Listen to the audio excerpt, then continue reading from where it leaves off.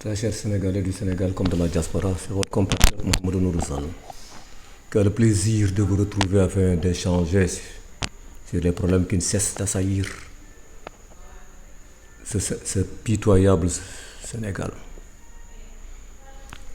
Nous nous réjouissons d'abord du fait qu'il y ait eu des Sénégalais qui ont lancé une pétition pour recueillir des signatures afin de pouvoir envoyer devant la justice l'ancien président Macky Sall.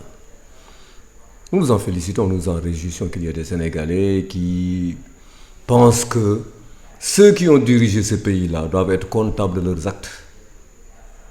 Et nous offusquons du fait qu'il y a des hypocrites qui disent que non, c'est pas la peine d'aller dans cette voie. Mais bien sûr que si, on doit aller dans cette voie. Macky Sall a eu à gérer ce pays pendant de 2012 à 2024. Il a commis énormément de crimes économiques, sans parler des crimes que constitue le coup d'État, qu'il est le premier à avoir commis.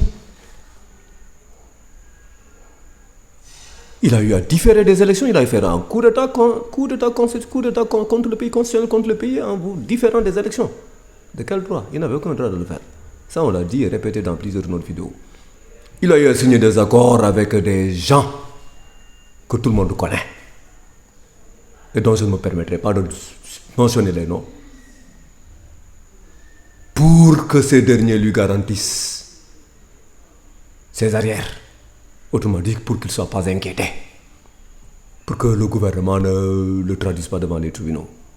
Il a fait un coup de ça, voté à la va-vite une loi d'amnistie qui couvre tous les crimes politiques commis avant. Et après, il a pris la clé des champs. Non, il a commis des crimes dans ce pays, des crimes économiques terribles, monstrueux, en plus de ce crime politique. Parce que oui, Macky Sall a eu à gérer les pieds de ce pays. Qu'est-ce qu'il a fait?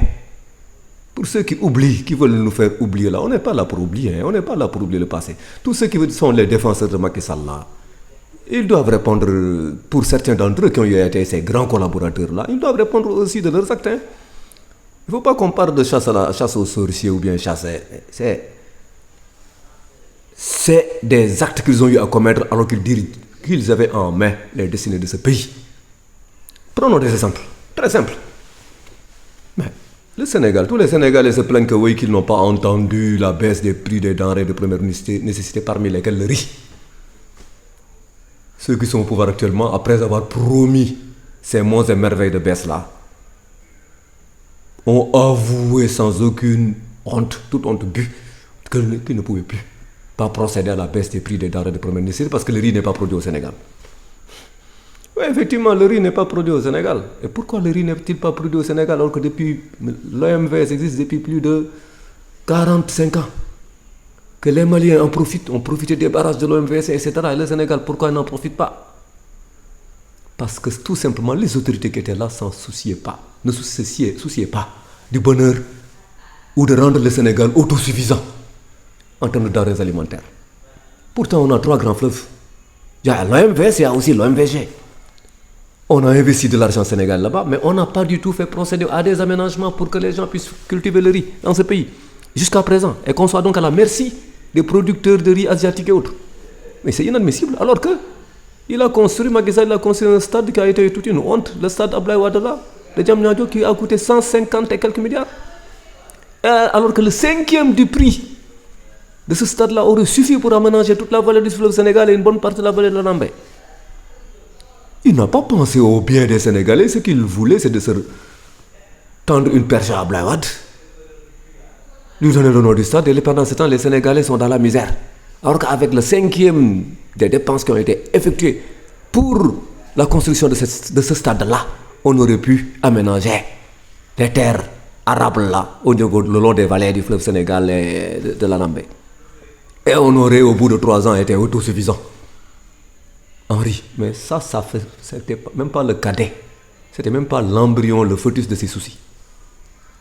Et pendant ce temps, c'est nous les Sénégalais qui avons perdu notre argent dans ce stade-là, qui en subissons les contre-coups.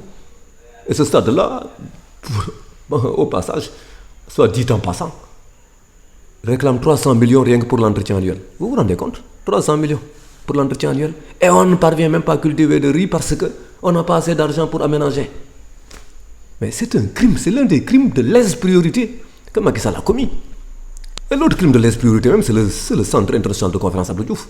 En parenthèse, même ce stade-là n'a abrité que 3 marches ou 4 marches depuis qu'il a été construit. Vous vous rendez compte? Quelle est la rentabilité d'un projet où on ne joue que 4 matchs au bout de 2 ans, je ne sais plus, de 3-4 ans? Mais c'est du n'importe quoi. C'est un crime qu'il a commis sans se soucier des intérêts des Sénégalais. Mais quelqu'un qui agit ainsi, de façon aussi irresponsable, et de façon aussi grave économiquement parlant pour les contre-coups économiques que ça représente pour notre pays, mais il doit passer par devant les tribunaux et payer ses irresponsabilités. Il faut qu'il soit jugé pour cela. Passons au Centre international de conférence Abdou Diouf. Une autre personne aussi qu'il a tendu à l'ancien président Abdou Diouf, qui a coûté 50 milliards. Qui sert à quoi? À rien du tout. On aurait pu construire énormément de choses avec des écoles, des centres de santé, des hôpitaux, creuser des forages. Rien de tout ça n'a été fait. Pourquoi? Parce que le pays marquait terriblement d'argent. On n'a pas d'argent, on s'est endetté terriblement. Lui qui avait trouvé Macky Sall, il avait trouvé la dette du Sénégal. Lorsqu'il assumait les destinées de ce pays en 2012, le 2 avril 2012, il avait trouvé que la dette du Sénégal était 2700 milliards, ce qui n'était même pas normal parce qu'Abdoulaye Wade avait énormément emprunté lui aussi. Ce qui n'est même pas normal. Mais le montant de cette dette est passé à 13 860 milliards de francs CFA en 2024. Mais il a, de façon extraordinaire, il a multiplié cette dette-là par 5. En l'espace de 12 ans. Et où est-ce qu'il a mis les sous? Personne ne peut le dire. Lui seul peut le dire. Où est-ce qu'il a mis les sous? Il doit répondre de ces actes-là. Il ne peut pas trouver un pays là qui était endetté en raison de 2700 milliards, tu l'amènes à 13 860 milliards alors qu'on n'a pas vu où le trou noir dans lequel il a mis l'argent. Il faut qu'il passe devant les tribunaux pour se justifier, pour répondre aux questions des Sénégalais parce qu'il n'a pas de justification à donner. Il a géré le pays comme les Daltons, romains, comme disent les Anglais là, comme les Daltons qui faisaient la pluie, le beau temps, en attaquant les chemins de fer, les biens des privés, etc., à gauche, à droite, aux États-Unis, à l'époque du Far West. Mais il a détruit ce pays, il doit répondre de ses actes. Que des hypocrites soient là pour dire que non, on ne doit pas. Ces hypocrites-là, ils n'ont qu'à se taire. Ils n'ont pas à décider à notre place, c'est pour le bien, c'est pour le Sénégal que nous parlons. Mais il faut que le Sénégal cesse de dire que un président qui passe là, après quand il passe, il est libre, il passe en... Non, il doit être comptable de ses actes, surtout s'ils ont commis des actions criminelles. Il faut que les Sénégalais cessent de jouer aux grands hypocrites là, à défendre des Macky Sall qui n'ont commis que des crimes. Ceux qui défendent Macky Sall, c'est des criminels comme lui. Il faut donc que Macky Sall soit jugé, ça c'est un fait. Un pire, c'est que Macky Sall de son train, il a construit des hôpitaux à Touba. L'hôpital de Touba a coûté 32 milliards. Mais vous savez ce que coûte un hôpital standard, un hôpital de classe d'exception en France là? Un hôpital pour sa construction, c'est 130 millions d'euros, à peu près 86 milliards de francs CFA pour construire un hôpital où les immeubles là, il y a pas que les immeubles de 20 étages. Et au niveau de chaque étage, il y a au moins entre 100 et 200 lits. Donc ça fait que cet hôpital là, au minimum, il y a dans les 4000 lits. Vous savez combien de lits il y a dans l'hôpital de Touba? 300 lits. À Tivaouane, qui a coûté aussi 32 milliards, 300 lits. À Ourossogui, l'hôpital qui a coûté 28 milliards, c'est 150 lits qu'il y a là-bas. Et c'est des cases de tout petits qu'ils ont mis là-bas, qui sont des nains face à ces hôpitaux qu'on aurait pu avoir qui coûteraient 86 milliards. 86, c'est moins de 3 fois 32, 3 fois 32, c'est 96 milliards. Donc, il a construit 3 hôpitaux, alors que les hôpitaux français là, c'est des immeubles de 20 étages, des lits partout, et toutes les spécialités sont là-bas. Les luttes contre l'oncologie, services d'oncologie pour lutter contre le cancer, les dialyses, etc. Toutes sortes de services, toutes sortes de spécialités sont là-bas. Et nous ici, on n'en a pas. Ils ont construit un hôpital à 32 milliards, qui vaut rien, qui n'est qu'une case de tout petit. C'est le tiers du prix, c'est plus du tiers du prix d'un hôpital français remarquable, et pourtant c'est une case des tout petits à côté. Et ensuite, on n'a même pas de médecins, assez de médecins. Ces gens-là qui sont au pouvoir actuellement, qui disent, qui martelaient hier haut et fort là, qu'ils supprimeraient les caisses noires, etc. Une fois qu'ils seraient, même s'ils ont la majorité à l'Assemblée, qu'ils supprimeraient les caisses noires. Ils sont au pouvoir depuis 2 mois maintenant. Hein? On est le 2 maintenant, aujourd'hui, le 2 mai. Ils sont au pouvoir depuis 2 mois. On ne les a pas entendus se prononcer par rapport à leur caisse noire. Ils en profitent. C'est 11 milliards pour le chef de l'État et 9 milliards pour son ministre. Vous savez, avec ces 20 milliards-là qu'ils ont comme caisse noire, on aurait pu recruter 2084 médecins qui recevraient 800 000 francs de salaire net par mois. Ah bon? Le chef de l'État, là, ils sont premiers. Qui sont-ils pour priver les Sénégalais de 2087 médecins? C'est-à-dire on aurait pu, s'ils renonçaient à leur caisse noire, on aurait pu doubler, plus que doubler. Parce qu'on a moins de 1900 médecins au Sénégal. On aurait pu plus que doubler l'effectif des médecins sénégalais. S'ils renonçaient à leur caisse noire. Et ils disent que non, ils ne renoncent pas à leur caisse noire. Donc les Sénégalais vont continuer à être misérables là, miséreux, ne pas avoir accès à des services de santé, ne pas avoir accès à certaines spécialités. Pourquoi? Parce que le chef de l'État et le Premier ministre sont là, ils ont leur caisse noire et ils refusent de rendre ça au pays parce que c'est du vol. C'est du vol, hein. Où est-ce que vous avez vu un pays là où un chef d'État qui est logé, nourri, entretenu, blanchi, tous ces vagues sont pris en charge par les contribuables, qui en plus de cela réclame 11 milliards de francs CFA. Voilà. Mais ça c'est inadmissible. Ça dit nous Sénégalais, si nous acceptons cela, ça veut dire que nous sommes des chiens. Hein. Nous ne valons rien, nous méritons donc. L'adage dit, tout peuple n'a que les gouvernants qu'il mérite, hein, ça veut dire que nous méritons ça. Que un chef d'État puisse se taper 11 milliards par mois. Pour quelle raison? Alors qu'on n'a pas assez de médecins. On aurait pu avoir doublé le nombre de nos médecins là au Sénégal grâce à cela. Mais on ne peut pas, parce que pourquoi? Alors qu'on ne peut pas le faire, on ne peut pas doubler le nombre de médecins, alors qu'on peut donner au chef de l'État 11 milliards et donner à son premier ministre 9 milliards. Mais vous vous rendez compte, ces conneries-là, si on les accepte, ça veut dire que même les chiens nous dépassent en termes de cerveau et de réflexion. Mais ça aussi, il faut qu'on le refuse. C'est bien de signer une pétition pour réclamer que Macky Sall passe devant les tribunaux, mais c'est aussi bien de signer une pétition et d'organiser des manifestations pour réclamer la disparition de ces caisses noires. C'est inadmissible. Qu'un pays comme le Sénégal soit là à l'époque, au XXIe siècle, qu'on fasse des crimes qui sont commis nulle part. Vous voyez les gens de l'AES là où ils étaient rendus, le président Diomaye Faye là pour leur dire que vous n'avez pas quitté la CEDEAO. C'est lui qui a décidé au nom de ces gens-là. Ces gens, ils ont quitté la CEDEAO, ils ont tourné une bonne fois pour tout le dos à la CEDEAO. Ils sont dans des projets, le Niger même avec son pétrole, où ils produisent 100 000 barils plutôt par jour. Ils vendent déjà à la moitié prix leur pétrole et leur gaz là au Mali, qui en profitent pour essayer de gérer, de régulariser la production d'électricité au Mali. C'est ce qu'ils sont en train de faire, ces braves gens-là. Pendant ce temps, nous croyons que nous avons le droit de leur dire que ouais, vous n'avez pas quitté la CEDEAO. Mais ils ont tourné le dos à la CEDEAO. La CEDEAO, pour eux, c'est fini.